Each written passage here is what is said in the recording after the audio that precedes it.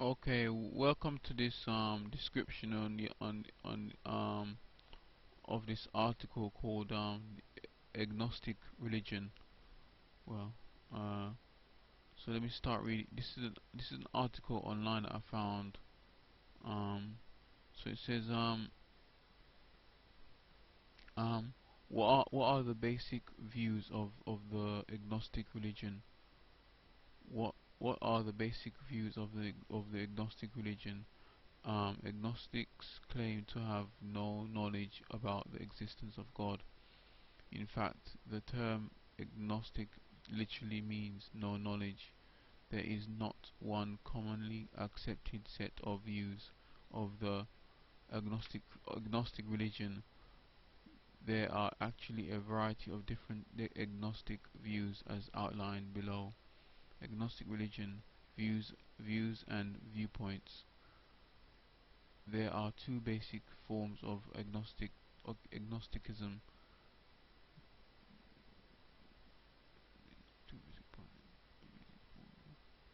Weak agnosticism holds that God is unknown. It accepts that God may be known, and some people may possibly know God. The second form, strong agnosticism, maintains that God is unknowable, that God cannot be known. Um, if you watch my video on I'm just cutting out. Let me just explain something. If you watch my video on atheists, then if you did the test, you can if you did the test with that one, you can also do the test with this one as well by basically saying saying to yourself in your room on your own, but you don't actually just you don't. It's best not to say it out loud because the enemy could be watching. But I don't know you guys or ladies, won't believe in the devil anyway. But I think it's just if you could just trust what I'm saying and just don't say it out loud, but just say it in your heart. Write it down as well, but say it in your heart that and ask God to either prove himself to you, or you can even do this goes with agnostic and atheist as well. um you can ask God to talk to you in your mind, if you like, or in your body. You can ask God to talk to you, and then just do this in your private time. Don't do this in front of the public. Don't do this in front of public people. Just ask God to talk to you, and then you hear the voice of God. You should be able to hear the voice of God. Just ask God to talk to you, and you should be able to hear the voice of God. um the other thing you can do is just test it out by doing what I was saying, which is you can, in your quiet time, just think of something that you need, and then write it down, but don't say it out loud. Just write it down, and then just and then just and then just ask and then just ask and then just ask in your heart. Don't say it out loud, but just say in your heart, um I need these things to come on such and such a date, and on such and such a time, and if it happens, then you know that God is real. But if it doesn't happen, then you can have your own opinion. But I don't think it won't happen. But try either one of those things, or both of them if you want. And this goes for the agnostic religion, as the agnostic religion, and also the atheist religion. Um, so uh, let me read on now. So there is an additional breakdown of views on the ability to know God. Limited agnosticism says that God is partially unknown because of our finite. This view holds that we can know some things about God, but we cannot know everything. That's true. But God only gives us. Let me just pause there. I'll pause there. That is true in a way, but the thing is, um, you cannot know everything about God. But basically, what can I say? God give. Well, basically, the Bible gives a clear the the Bible the Bible gives a clear indication of what God is like, and I think that's all you need for this world. So yeah, but there are other ways to God. There are other ways to God that we will probably want that human beings cannot understand, which is true. But yeah, so I read on. Unlimited unlimited agnosticism claims that God is completely unknowable. That is, it's impossible to truly know anything about God. Um, Let me pause there. So basically, I don't know. So a non-limited agnostic claims that God is completely unknowable. That is, it's impossible to truly know anything about God. You basically can know God by just reading the Bible, because that's what God is about. But you guys and ladies won't believe that. But it's a case of just asking God to reveal Himself to you personally, in your individual way, basically. Um, so I read on. Agnostic religion views of reality. The agnostic views about the existence of God stem from views about the ability to know reality. These views of reality were most strongly advocated by David Hume and Immanuel Kant. David Hume was technically a skeptic, but his views led to agnosticism. One of his main ideas was that everything we experience is totally separate and unconnected. The cause and effect relationships that we observe can never really be known with any certainty.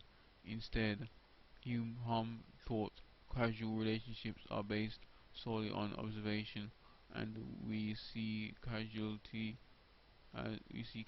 as we link events that occur together.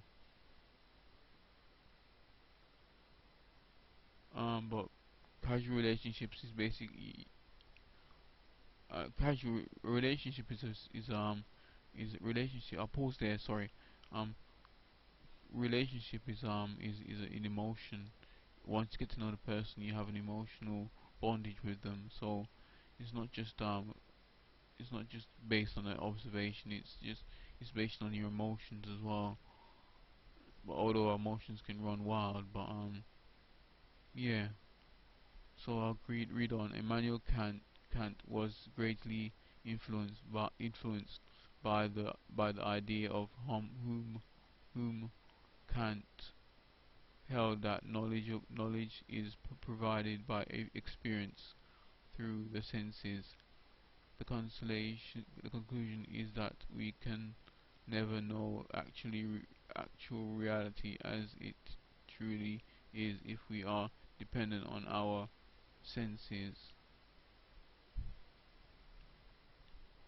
Like I was saying, you have to do those tests, like I was saying earlier. This, like I said, this goes for agnostics, and this goes for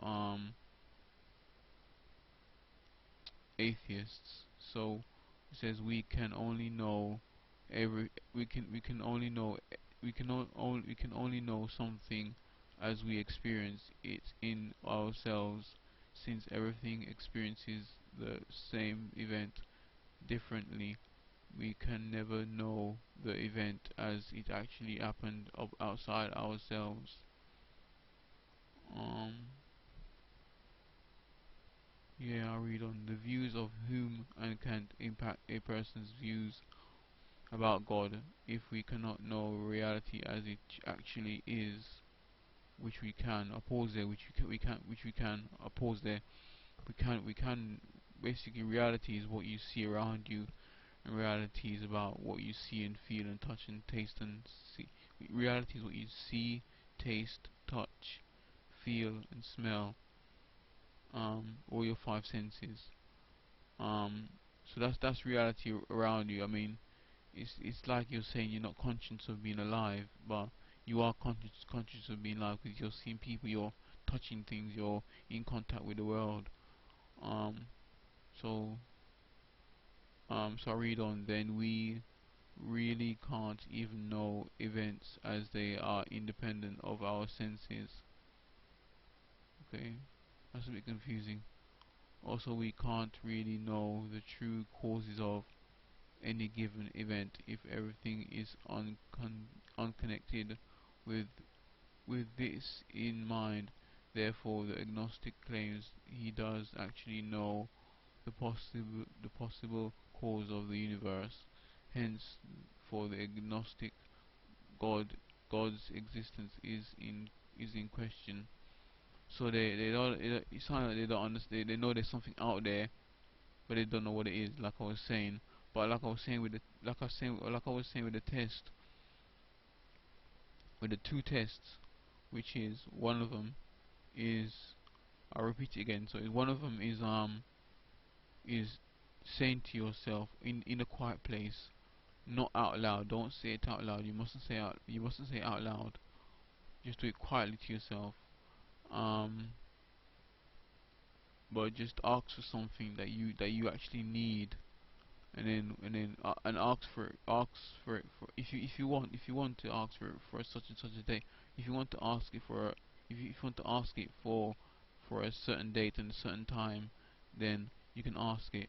But if you don't want to ask it for on a certain date or a certain time, then you can just ask that you need it. But if you say those things when you need them, just don't speak it out like I'm speaking to you now. Just speak into your heart. Don't move your lips. Just think it. Just think it, because you can think in your mind. So think in your mind. Well, I'm not trying to say you're stupid. I'm not trying to say that at all. Um, basically, just think it, and just think it, and then you can write it down if you want, but don't speak. Don't read it. Don't say it out loud when you're reading it. Just write it out.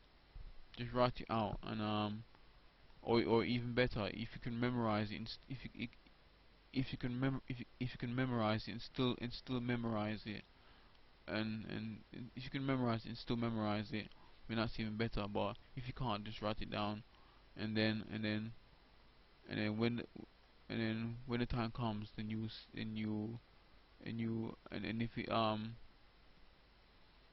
it comes true at the right time, then at the time that you specified it at, or if you didn't specify at a time, if it comes true, then you know that it's God.